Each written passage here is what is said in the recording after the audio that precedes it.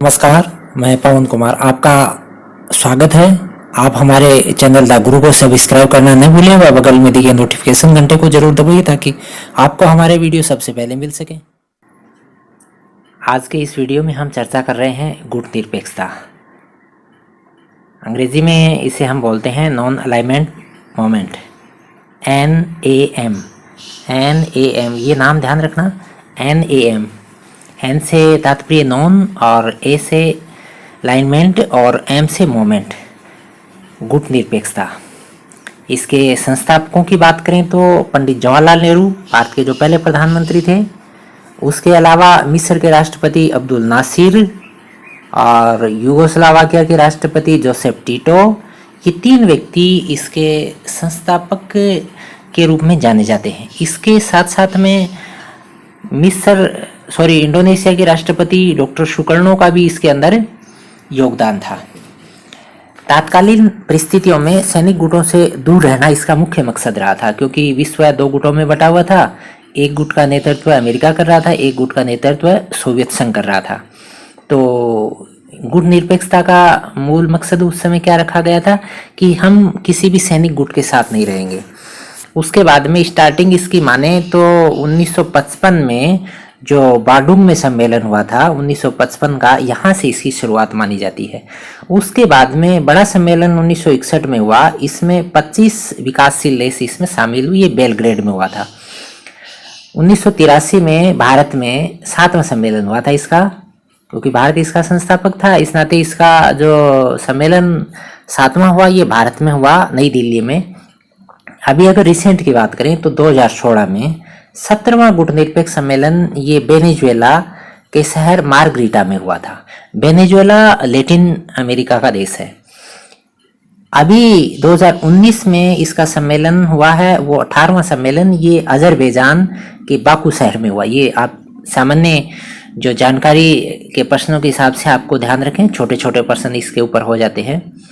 अगर हम सदस्य देशों की बात करें तो वर्तमान में इसके 120 देश इसके सदस्य हैं, जिनमें अफ्रीका के 53 देश, अमेरिका के 26 देश, एशिया के 36 देश, यूरोप के 2 देश, ओसेनिया के 3 देश। ये एशिया और यूरोप का जो सेंटर का पोर्शन है वहाँ को हम उस एरिया को ओसेनिया के नाम से देखें तो 120 देश।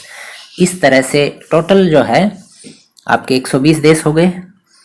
अगर हम स्थापना के कारण की बात करें तो इस स्थापना के कारण का जो सबसे बड़ा बिंदु आता है वो है शीत युद्ध। द्वितीय विश्व युद्ध के बाद पूरे विश्व के अंदर 2 तरह की विचारधाराएं थी। एक विचारधारा का नेतृत्व कर रहा था सोवियत संघ और दूसरी विचारधारा का नेतृत्व कर रहा था अमेरिका। उन दोनों के बीच में जो युद्ध चल रहा था वो था शीत युद्ध, और उस शीत युद्ध की स्थिति में इसकी स्थापना हुई थी।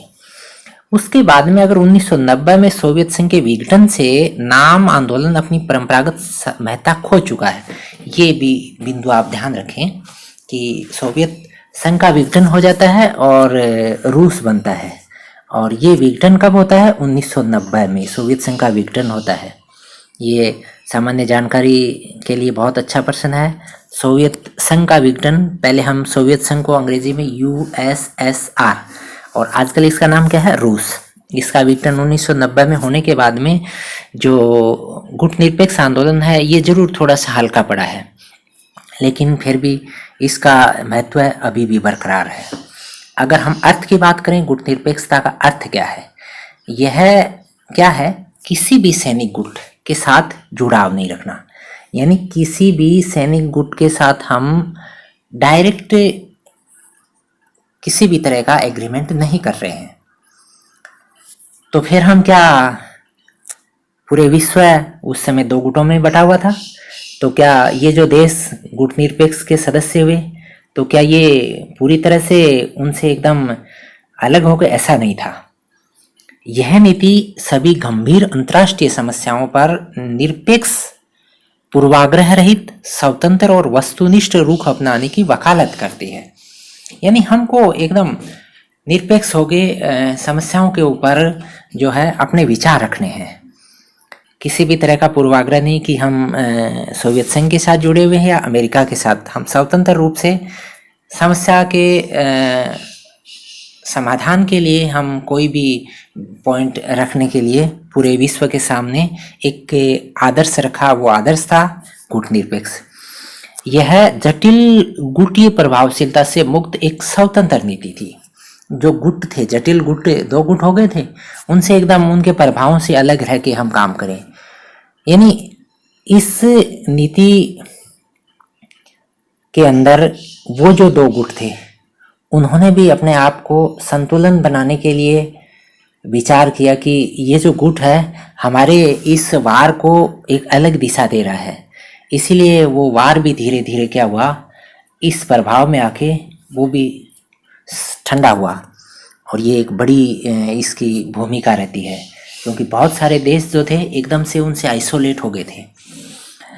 अगर हम बात करें भारत की विदेश नीति में गुटनिरपेक्षता की, तो भारत की जो विदेश नीति उस समय की बात करें जब गुटनिरपेक्षता के अंदर भारत जुड़ा था, तो उनके अंदर हम पहली जो बात है कि भारत किसी एक गुट के साथ जुड़कर विश्व में तनाव की स्थिति उत्पन्न करने का पक्षधर नहीं रहा है। कि जैसे अमेरिका के साथ हो गया, उसके साथ रह के हम मान लीजिए अमेरिका के जो विरोधी हैं उन से कोई विवाद पैदा करके विश्व में तनाव डालें, ऐसा नहीं था मकसद। दूसरा, भारत अंतर्राष्ट्रीय राजनीति में स्वतंत्र नीति के अनुसरण को अपनाने के लिए अधिक उपयोगी मानता है, यानी स्वतंत्र नीति का अनुसरण करिए। फिर तीसरी जो बात आती है, भारत अपने आर्थिक विकास के लिए दोनों ही शक्तियों से बराबरी के संबंध का पक्षधर रहा है। ये बहुत अच्छी बात थी उस समय की कि भारत ये चाहता था कि दोनों शक्ति यानी सोवियत संघ और अमेरिका से दोनों से बराबर संबंध रखा जाए, दोनों से हम आर्थिक मदद लेते रहें। और उस समय भारत इस नीति में कामयाब भी हुआ और भारत जो एकदम से स्वतंत्र हुआ था वो अपने पैरों पे खड़ा होने में कामयाब हुआ। अगर अगली बात करें तो 4 नंबर पे यह नीति देश की सामाजिक, सामरिक, भौगोलिक, राजनीतिक, आर्थिक और सांस्कृतिक मांगों के अनुरूप भी थी। उस समय की परिस्थितियां ऐसी थी कि जरूरी था ऐसा। 5वें नंबर पे हम बात करें तो भारत का प्रारंभिक नेतृत्व इसमें अटूट श्रद्धा और विश्वास रखता था। यानी उस समय का जो नेतृत्व था उनको पता था हम अगर एक गुट के साथ रहेंगे तो देश का आर्थिक विकास जो है वो डगमगा जाएगा। इसीलिए हम एकदम से दोनों से अलग रह के दोनों से हम आर्थिक संबंध स्थापित करेंगे और देश को धीरे धीरे आगे ले चलेंगे। 6 नंबर पे बात करें तो हम ये नीति देश की ऐतिहासिक पृष्ठभूमि और विविधतापूर्ण बहुलवादी संस्कृति के अनुकूल भी थी, क्योंकि उस समय देश के अंदर जो स्थितियां थी वो एकदम बहुत विविधतापूर्ण थी, क्योंकि अंग्रेज गए ही थे और उसके बाद में देश ने एकदम से धीरे धीरे संभलने का प्रयास किया था। उन परिस्थितियों के अंदर हम अगर एक गुट के साथ रहते तो हो सकता है कि देश वर्तमान में इस स्थिति तक नहीं पहुंच पाता। अगर वर्तमान की बात करें तो वर्तमान में गुटनिरपेक्ष जो आंदोलन है, हमने पहले ही बता दिया था कि 1990 के अंदर जब सोवियत संघ का विघटन हो जाता है तो ये आंदोलन जरूर धीमा पड़ता है, लेकिन फिर भी बहुत कुछ किया है इसने क्या किया। एक तो इसने सबसे बड़ा काम किया, आपके उपनिवेशवाद और साम्राज्यवाद को समाप्त करने के लिए बहुत संघर्ष किया। भारत आज़ाद होने के बाद भी बहुत सारे एशियाई देश और अफ्रीकी देश आज़ाद हुए हैं, उनके अंदर इस गुटनिरपेक्ष आंदोलन ने बहुत अहम योगदान दिया था। रंग भेद की नीति जो है उस को भी बहुत पुरजोर तरीके से उसके खिलाफत करने में गुटनिरपेक्ष आंदोलन की भूमिका जो है मानी जाती है। इसके बाद में 1991 में के बाद जब गुटनिरपेक्ष की महत्ता में गिरावट आती है तब विचार करना आता है कि क्या विश्व गुटनिरपेक्ष से पहले जो विश्व था वो सही था या गुटनिरपेक्ष के बाद का। हम ये नहीं कह सकते कि गुटनिरपेक्ष खत्म हो गया, लेकिन इसका जो मूल मोटो था वो मोटो अब उस रूप में नहीं आ गया है, अब सिर्फ एक औपचारिकता ही बची है। आगे देखें तो हम शीत युद्ध के बाद अमेरिकी प्रभाव बढ़ा, इस पॉइंट को आप समझना। शीत युद्ध के बाद में अमेरिका का वर्चस्व, क्योंकि जो सोवियत संघ था वो तो टूट चुका था, उससे टूटने के बाद में बहुत सारे देश बने थे और जो सबसे बड़ा भाग बचा वो रूस है। शीत युद्ध के बाद में अमेरिका का जिस तरह से प्रभाव बढ़ा और आज तक है, उस प्रभाव से एक ध्रुवी जो विश्व है इसकी स्थापना कर दी, एक ध्रुवी व्यवस्था स्थापित हो गई। और ये व्यवस्था जो है, इस व्यवस्था का आगे क्या हुआ, यानी सैनिक गठबंधन नाटो मजबूत हो गया। इसके बाद में नाटो का आपने नाम सुना है। इसके अंदर यूरोप के बहुत सारे देश हैं और अमेरिका के बहुत सारे देश हैं। इन सब ने मिलके एक सैनिक संगठन बना रखा है। और ये नाटो संगठन जो है बहुत बड़ी भूमिका निभाता है विश्व के अंदर। जो कोई भी तरह अशांति है उसको व्यवस्थित करने में या अन्य किसी गतिविधियों में, लेकिन इसके खुद के हित जो है इसमें जुड़े रहते हैं। इसके कारण इसका जो मूल मकसद हमारा हित करना, ये जो है ये शायद अभी सही नहीं होगा करना। इसके बाद में गुटनिरपेक्ष ने अफ्रीकी, एशिया और लैटिन अमेरिका के विकासशील देशों के मध्य सहयोग और एकता के मंच का काम किया है। ये दक्षिण दक्षिण सहयोग के नाम से जाना जाता है। इसको ध्यान रखना, दक्षिण दक्षिण आपके सहयोग, साउथ साउथ कॉर्पोरेशन। यानी गुटनिरपेक्ष के अंदर जो ज़्यादातर देश थे उसके अंदर अफ्रीका के और एशिया के और दक्षिण अमेरिका के, तो सारे दक्षिण दक्षिण में हो गए ना। इसके कारण हम इसको बोलते हैं दक्षिण दक्षिण सहयोग। यानी इन सब देशों को गुटनिरपेक्ष आंदोलन ने एक मंच प्रदान किया। तो आपके दक्षिण दक्षिण सहयोग को मंच देना भी गुटनिरपेक्ष का एक बड़ा रोल माना जाता है। उसके बाद में बात करें हम 17वें सम्मेलन जो अभी थोड़े दिन पहले 2016 में हुआ है। इसका मूल मोटो था, मुख्य विषय, विकास के लिए शांति, संप्रभुता और समरसता। और अभी 2019 में सम्मेलन हुआ, 18वां सम्मेलन, ये आपके अजरबैजान के बाकू शहर में हुआ था। इसका जो मुख्य विषय था